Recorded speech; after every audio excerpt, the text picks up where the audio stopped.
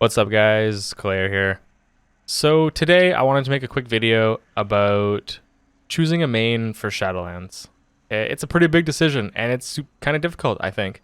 I've personally been really struggling with it over the last 2 or 3, 4 weeks since I've been back. Playing Shadowlands and back to WoW in general. I've just been spam leveling and just playing multiple characters trying to decide what I wanted to play, instead of actually thinking and sitting down and making a decision. So I did that recently, and these are the few steps that I've come up with and some of the things I've thought about to actually help choose a main. So I decided we'll throw this into a quick little video. It's going to be pretty short. I'll go through it as quick as possible just to give you guys some tips. Maybe you're looking for a new main because it's such a long patch and this is a good time to do it. Or maybe you just started recently too, like me. Or you haven't even played yet and you want to. Whatever the case is, I'm here hopefully to help give a little insight into choosing a main.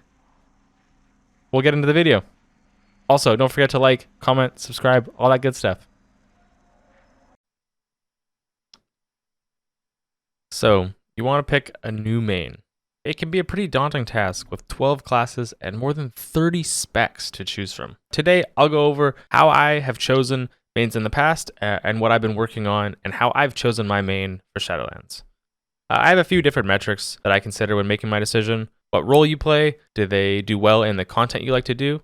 How steep is the learning curve? Do I enjoy the class and race fantasy? And do I think they'll stay within the meta for a long period of time? Okay, so starting off with what role do you play? This one is probably the easier decision to make, though it does have some things to consider.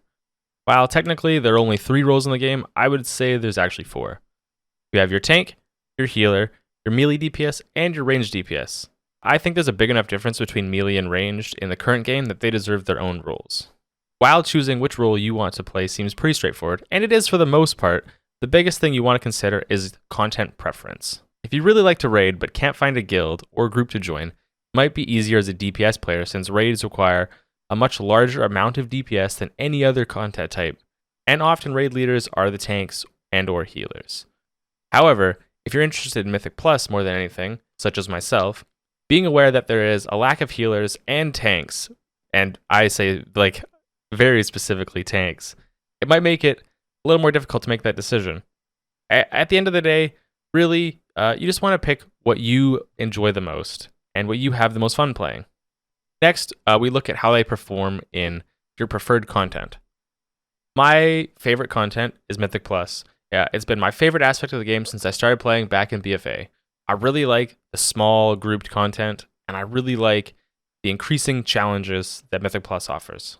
So when I was thinking of my main back in BFA, I looked at classes that were doing well and were well-rounded in the average groups for Mythic Plus. While most people just look at the top groups and play what they're playing, I see a few problems with that. I'll go more in depth in the later sections, but the 2 biggest problems I see are class difficulty and flavor of the month syndrome, as I like to call it, basically meaning they fall in and out of meta a lot more often than other specs. So I decided to look at stuff that was doing well, but not stuff that was way too overpicked or doing just significantly more damage, healing, whatever, than any other class. I am currently using the same method in Shadowlands to choose what I want to play. Next, let's talk about learning curve. While at the end of the day, if you're planning on maining a spec for a long period of time, the learning curve means very little, but it does have an impact on your choice. My 2 biggest examples of this are, 1, you pick a spec with a really high skill floor and ceiling, and after months and months, you still feel like you're doing so much more work just to do what other specs are doing. This can get pretty discouraging and frustrating. A lot of us want to watch the pros or the very high-end, top-end players and pick what they're playing, but most of us don't realize how much easier they make those specs look from the hundreds upon hundreds of hours they have spent playing that specific spec or class, and just the game in general. Or 2, you pick a spec that has a relatively low skill floor, and then you later find out that you're getting a little bored because it has a pretty low skill ceiling as well. There's not a lot of skill-intensive, flashy moves to work on and improve on and show off. I really noticed this problem last expansion when I decided to main Havoc. I love the spec. It's so much fun. I like the class fantasy, and I was having a blast on it. But after several months of only playing Havoc, I realized I was just getting bored and the core rotation wasn't keeping me engaged. Moving on to class and race fantasy. Realistically, this makes the least difference on performance, but it's still super important in my opinion.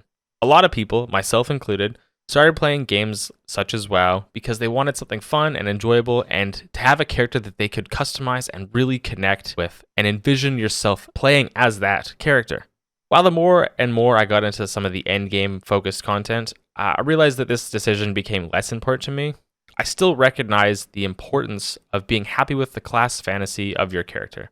Let's face it, you're gonna enjoy the game more if the object that's at the center of your camera is actually enjoyable to look at.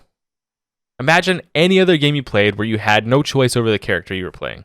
Did you enjoy that? Did you really feel like you could connect with that character? I'm sure we all have games where we weren't fully into them because we just couldn't connect with that character's fantasy. So it may not be important for your overall performance. That's actually probably for the best. It means you can pick whatever you like the most and suffer very little, if at all, from that decision. Finally, let's talk about the meta a little bit. I know a lot of people will disagree and say you shouldn't pick things based on the meta. Well, that's a fair point, and I fully 100% stand behind the argument that you should be able to play anything you want. At the end of the day, if there's a competitive edge, people will always take advantage of that. My biggest tip for choosing a spec around the meta is really this. Only use the meta if you're really stuck between a couple classes that you'd be equally happy playing.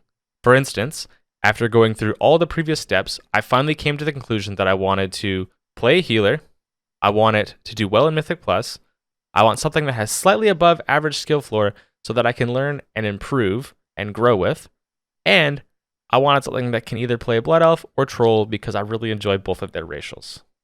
This led me to a tough decision on which spec I wanted to play, which ended up being Resto Druid, Holy Paladin, or Resto Shaman. So, going through with those three specs in mind, I went to RadioRO and I started looking at groups and class performance. Right away, I noticed crazy high numbers of Resto Druids in overall keys, and the top of the leaderboard was absolutely filled with pink from all the Holy Paladins there was. Which then made that decision really easy. Resto Shaman it is. There's still a pretty prevalent pick, meaning I won't get declined from every group because community perception is low, and it's likely that they're not going to get the big nerf hammer in the near future since there's other specs that are way more commonly picked. So, with all these steps and things to consider out of the way, I was finally able to come to the conclusion of my main for Shadowlands. How are you guys all doing with your choices, and what methods did you use to help pick your main?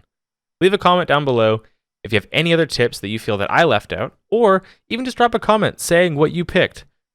I read every comment and respond to every single comment, and I really enjoy all of the feedback and any support. I hope you guys enjoyed the video, and I look forward to seeing you in the next one.